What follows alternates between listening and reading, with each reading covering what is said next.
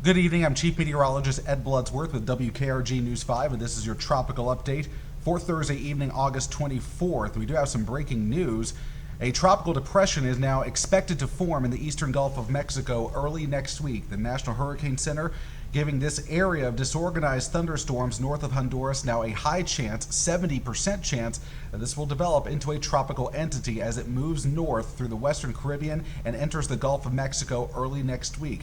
Now, there remains a lot of question marks regarding this system, but by the middle part of next week, we could start talking about possible tropical weather impacts over parts of Florida and the southeast U.S. At this point, the most likely area that could see rain and wind impacts from whatever this becomes would be the Florida Peninsula, perhaps into South Georgia as well. However, impacts so farther west at this time cannot entirely be ruled out. So folks on our part of the Gulf Coast, at this point it's just something to watch and wait and see. Once this thing begins to form, we'll have a much better handle on exactly where it's headed and exactly what our impacts will be. Elsewhere, Tropical Storm Franklin, 60-mile-per-hour winds north of the island of Hispaniola, expected to become the second hurricane of the 2023 season, perhaps a Category 2 as it makes a pass by Bermuda early next week. Two other areas, the remnants of Emily struggling tonight in the North Atlantic, only a medium chance of development, and a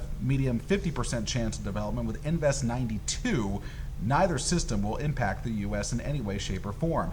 If the system that it works into the Gulf does get a name, the next name is Idalia. That would be the ice storm, the ninth named storm of the season. We've also had another named storm that was unnamed early in the season. That would be followed by Jose, Katia, and Lee.